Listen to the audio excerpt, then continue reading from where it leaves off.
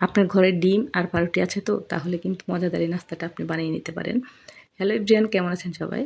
ডিম এবং পাউরুটি আর সাথে সামান্য কিছু উপকরণ দিলেই কিন্তু আপনি এই মজার একটা নাস্তা রেসিপি বানাতে পারেন। এটা বাহিরে খুব ক্রিসপি, ভেতরে কিন্তু পুরে ভরা থাকে। তো চলুন নাস্তাটা রেডি করি। এখানে আমি স্লাইস করা পাউরুটি নিয়েছি, একটা ডিম ফাটিয়ে নিয়েছি আর একটা ডিমকে আমি সিদ্ধ করে কুচি করে নিয়েছি। সাথে নিয়েছি পেঁয়াজ কুচি, গাজর কুচি, ধনেপাতা কুচি আর কাঁচামরিচ কুচি।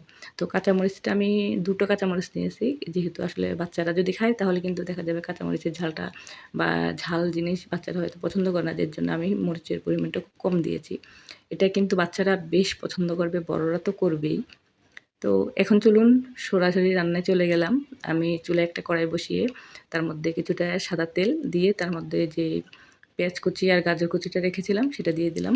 সাথে এখানে দিয়ে দিয়েছি সেই মরিচ কুচিটা। দিয়ে আমি একটু এটাকে নেড়েচেড়ে তার মধ্যে একটু পরিমাণ মতো লবণ দিয়ে দিলাম। তো এটাকে সাথে কিন্তু আমি আদা বা রসুন সেটা ব্যবহার করতেছি না। আপনারা ইচ্ছে করলে ব্যবহার করতে পারেন, কারণ এটা এমনিতেই খুব ফ্লেভারফুল হয়, খেতে কিন্তু খুবই মজা লাগে। আরেকটা কথা বলি, জাস্ট ইগনোর মাই কালো কড়াই। সবাইকে আসলে একটা কথা বললাম, এই যে কালো কড়াইটা বসাচ্ছি চুলায়, এটা অনেকেই দেখলে অনেকেই বলে যে আসলে এই কড়াইটাতে কেন রান্না করি, বা এই কড়াইটাতে রান্না করতে আসলে অনেক সুবিধা, যারা রান্না করে তারা জানে। যাই হোক, এটা জাস্ট জোক। এখন লবণ দেওয়ার পর আমি এখানে কিছুটা শুকনো গুঁড়ো মশলা ব্যবহার করেছি, যেমন একটু গোলমরিচের গুঁড়ো আর ভেজে রাখা জিরে গুঁড়ো। এটা নর্মাল জিরে গুঁড়ো না, ভেজে তারপর গুঁড়ো করে রাখা একটা জিরে গুঁড়ো আর একটু ধনে গুঁড়ো দিয়েছি।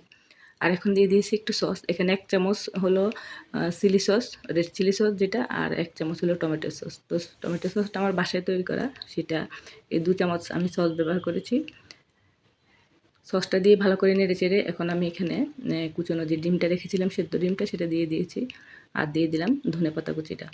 আর এখানে কিন্তু কোনো উপকরণ লাগতেছে না। ধনেপাতাটি দিয়ে আমি আর ১-২ মিনিট নেড়েচেড়ে এটাকে নামিয়ে নিলে হয়ে যাবে। আমার গাজর সিদ্ধ হয়ে গেছে, পেঁয়াজও, মশলাটা ভালো করে হয়ে গেছে এটার সাথে মেশানো। এখন আমি রেডি করা এই পুরটাকে নামিয়ে ঠান্ডা করতে দেব। আর এদিকে আমি যে পাউরুটির স্লাইসগুলো নিয়েছি সেটাকে আমি একটা রুটি বেলার যে আমরা পিঁড়ি বা বেলেন রাখি, ওটা দিয়ে এটাকে জাস্ট একটু বেলে নিচ্ছি। এরপরে দেখুন স্টিলের একটা ছোট গ্লাস নিয়েছি আমি।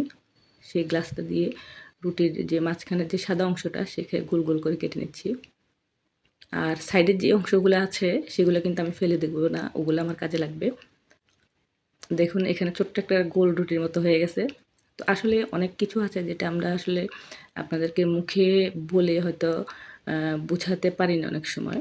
তো মানে আমাদের এক্সপ্লেন করার বিষয়টা যেটা, সেটা হয়তো আমরা ওভাবে আপনাদেরকে এক্সপ্লেন করতে পারি না। কিন্তু আপনারা আসলে দেখলেই বুঝে যাবেন যে আসলে কীভাবে কী করতেছি বা কী।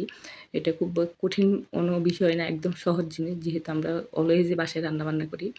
তো আমি কিন্তু একটা ছুরির সাহায্যেও কিন্তু রুটির যে ৪ ধারগুলা থাকে সেটা কেটে আপনাদেরকে দেখালাম। তো আপনারা ২ ভাবেই করতে পারেন। এভাবে আমি গ্লাসের সাহায্যে কয়েকটা ছোট, ছোট মাঝখানের যে রুটির অংশটা সেটা কেটে নেব।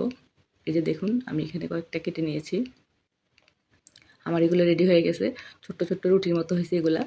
এখন আমি এটার মধ্যে যে পুরটা আমি ভেজে রেখেছিলাম ডিমের, সেটা মাঝখানে দিয়ে ৪-৫ টা জাস্ট চেপে, চেপে আটকিয়ে দেবো। এটা আটকে দিলে কিন্তু আটকে যাবে। জাস্ট, অথবা যদি না আটকাতে চায় তাহলে কিন্তু আপনারা একটু পানি সাইডের মানে ধারের যে অংশগুলো থাকে ওগুলাতে একটু পানি দিয়ে দিবেন। দিয়ে এটা কিন্তু আ আটকে দিতে পারেন হাত দিয়ে। তো দেখুন আমি চামচের সাহায্যে একটু, একটু করে দিচ্ছি মাঝখানে পুরটা দিয়ে, তারপরে উপর থেকে আরেকটা রুটি দিয়ে এটা চাপা দিয়ে দিচ্ছি। এখন অনেকে হয়তো বলবে এটা খুলে যাবে না, খুলে যাবে না। কারণ এটার যে বাকি যে প্রসেসটা আছে সেটা যদি করেন তাহলে ওই প্রসেসে করতে গেলে এটা কখনোই আর খুলবে না। এভাবে আমি সবগুলা কিন্তু বানিয়ে নেব। বানিয়ে আপনাদেরকে দেখাচ্ছি। আমার রেসিপি বা আমার চ্যানেলের কোনো অংশ যদি আপনাদের ভালো লাগে তাহলে কিন্তু আমার চ্যানেলটার পাশে থাকতে ভুলবেন না। এই যে দেখুন আমি কিন্তু আপনাদেরকে দেখিয়ে দিলাম, একটু, একটু পানি লাগিয়ে এটা চারপাশটা এভাবে হাত দিয়ে চেপে, চেপে দিলেই কিন্তু এটা আটকে যাবে। খুলবে না। যেহেতু এটা আসলে রুটি, তো আমি যেভাবে পাউরুটি দিয়ে এই জিনিসটা করলাম, আপনারা চাইলে এটা ময়দা দিয়ে আমরা যেভাবে রুটি বানাই সেভাবে কিন্তু করে নিতে পারেন, ছোট, ছোট রুটি বানিয়ে। এখন দেখুন যে ডিমটা আমি ফাটিয়ে রেখেছিলাম সেটার মধ্যে আমি পাউরুটির সেই নাস্তাগুলো আস্তে আস্তে করে একটা একটা করে ডিমের গোলা চুবিয়ে তারপরে আমি যে পাউরুটির আমার চারপাশের যে অংশগুলো ছিল সেগুলোকে আমি একটা ব্লেন্ডারে দিয়ে গুঁড়ো করে ব্রেড ক্রাম্ব তৈরি করে নিয়েছি। সেটার মধ্যে ভালো করে কোট করে এটাকে আমি রেখে দিচ্ছি দেখুন।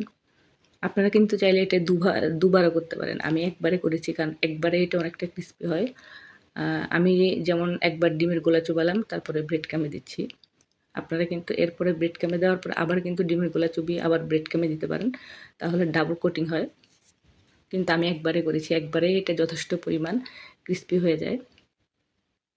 যেহেতু এটা পাউরুটি, তো এভাবে সবগুলো আমি করে নিয়েছি দেখুন। আমার এখানে কিছুটা ডিমের অংশ আর পাউরুটির যে ব্রেড ক্রাম্ব যেটা সেটা বেঁচে গেছে। তারপর আবার একটু যে ডিমের পুরটা করেছিলাম সেটা বেঁচে গেছে। এটা দিয়ে আমি এখন দেখুন যে ডিমের অংশটা ফাটানো ডিমটা বেঁচে গেছে সেটার মধ্যে আমি ডিমের পুরটা দিয়ে তারপরে ব্রেড ক্রাম্বের যে গুঁড়োগুলো ছিল সবগুলো দিয়ে দিলাম। এতে কিন্তু আমার একটা পাকোড়া হয়ে যাবে, পাকোড়া রেসিপি। তো এগুলো আসলে ফেলে দেওয়ার জিনিস তো না, খাওয়ার জিনিস। তো আমি এটার জন্য এটা এভাবে গুলিয়ে নিচ্ছি। এটা দিয়ে আমি জাস্ট পাকোড়া বেছে নেব। তাহলে কিন্তু খাওয়া হয়ে যাবে। এগুলো সস দিয়ে খেতে কিন্তু খুব ভালো লাগে। আর যেহেতু এখানে ডিম আছে তো খাবারটা কিন্তু যথেষ্ট হেলদি একটা খাবার হয়ে যাবে। এখন আমি ফ্রাই প্যানে তেল দিয়ে চুলায় বসিয়ে দিলাম। তেলটা মোটামুটি মিডিয়াম হাইতে রেখে আমি ভাজবো। মিডিয়াম হাই হিট হলেই কিন্তু আপনারা এটা দিবেন। যদি লো হিটে দেন তাহলে এটার ভিতরে তেল ঢুকে মচমচে ভাবটা আসবে না, খেতেও মজা লাগবে না। আমি একদম মিডিয়াম হাই হিটে রেখে এটা ভাজবো। আর এটা কিন্তু একদম গোল্ডেন ব্রাউন করে ভেজে নিতে হবে। তো আপনারা কিন্তু আমার নাস্তাগুলো যখন আমি তেলে ছেড়ে দিয়েছি আপনারা দেখলে বুঝতে পারেন যে আমার তেলটা যথেষ্ট পরিমাণ গরম হয়েছে। এই যে দেখুন একটা পিঠ আমি উল্টে দিচ্ছি, একটা পিঠ কিন্তু যথেষ্ট লাল হয়ে গেছে। আর আমার সবগুলো উপকরণ যেহেতু রান্না করা, তো এটা ভাজতেও কিন্তু তেমন একটা সময় লাগবে না আমার। আমি এই পিঠ ও পিঠ করে ভেজে তারপরে তুলে নেব। যারা আমাদের ভিডিওটা দেখেন জাস্ট উপর থেকে একটু দেখে একটা কমেন্ট করে চলে যান। তাদের কাছে রিকোয়েস্ট থাকবে অন্তত ভিডিওর একটা ১ মিনিট ২ মিনিট আপনারা ভিডিওটা দেখবেন। যদি ভালো না লাগে তাহলে স্কিপ করে চলে যায়েন। কিন্তু ভিডিওটা ওপেন করার পরে যখন ভিডিওটা দেখেন না, এতে কিন্তু আসলে দেখা যায় আমাদেরই অনেক রকম সমস্যা হয়ে যায়। আমাদের ভিডিওটা অনেকে দেখলো না, পছন্দ হয় না। একটা ভিডিও করতে আমাদের যথেষ্ট পরিমাণ কষ্ট হয়। এই যে ভিডিওটাকে আমরা করি, বাসায় কাজ শেষ করি একজন গৃহিণী। তারপরে অনেকেই ভাবে যে হ্যাঁ, এটা তো রান্নার কাজ আপনারা সবসময় করেন। এটা আপনারা করতে আপনাদের কষ্ট কোথায়? আসলে কিন্তু সেটা না। একবার করে দেখেন যে কেমন লাগে। আমরা এই কাজটা করতে গিয়ে হয়তো অনেক রকম প্রতিকূল পরিবেশের মধ্যে যাইতে হয় আমাদেরকে। তো আপনারা কিন্তু আ এটা পেছনের গল্পটা কেউ জানেন না। হয়তো যারা খুব শর্ট করে একটা ভিডিও দেখে নেন, হয়তো বোঝেন যে না হ্যাঁ, একটা ভিডিও দেখে নিলাম শেষ। কিন্তু পেছনে অনেক রকম গল্প থাকে। একটা মানুষ কতটা কষ্ট করে যে ভিডিওটা করে সেটা যে মানুষটা করে সে বোঝে। যাই হোক সেটা অন্যরকম গল্প। আপনাদেরকে কখনো যদি আপনাদের শুনতে ইচ্ছে করে যে পেছনের কি গল্প থাকে অনেকের। আমার হয়তো একরকম গল্প, অন্য কারো আরেক রকম গল্প থাকতে পারে। তো শুনতে চাইলে অবশ্যই কোনোদিন শোনাবো। আমার কিন্তু নাস্তাগুলো একদম গোল্ডেন ব্রাউন করে ভেজে আমি তুলে নিয়েছি, আপনারা দেখেছেন। এখন আমি যে বাকি যে আমার বেঁচে যাওয়া উপকরণ দিয়ে যে আমি পাকোড়াটা করতেছিলাম সেটা আমি ভেজে নিচ্ছি দেখুন। এটাও কিন্তু খেতে বেশ মজা হয়েছিল। ইফতারিতে এই ধরনের একটা খাবার যদি আপনারা কারো সামনে দেন, যেটা দেখতে অনেকটা লোভনীয়, খেতেও কিন্তু বেশ মজা লাগে। একটু টমেটো সস সাথে দিয়ে দিবেন অথবা বাসায় আপনার টক দই থাকলে একটা চাটনি রেসিপি আপনি করে দিতে পারেন। আমার আসলে ভিডিওর লংটা অনেক বেশি বড় হয়ে গেছে, যার জন্য আমি আসলে দেখালাম না। নাহলে টক দই দিয়ে সুন্দর একটা চাটনি করে আপনাদেরকে দেখাইতাম। তো দেখুন আমার সবগুলো কিন্তু ভাজা হয়ে গেছে। এটা একদম ফুলকো, ফুলকো হইছে ভাজাটা। আর বাহিরের অংশটা বেশ ক্রিসপি হইছে। এটা দেখুন অনেক পরে ঠান্ডা হওয়ার পরেও কিন্তু এটা যথেষ্ট পরিমাণ ক্রিসপি রয়ে গেছে জিনিসটা। যেহেতু ডিম, ব্রেড ক্রাম্ব তারপরে এটা পাউরুটি দিয়ে বানানো। এই যে দেখুন আমি ভেঙে দেখাচ্ছি ভেতরের পুরটা। এত ভাল লাগছে খেতে। আপনারা যদি ভালো লাগে বাসায় অবশ্যই ট্রাই করবেন। আর না খেলে তো বুঝবেন না কতটা মজা হইছে।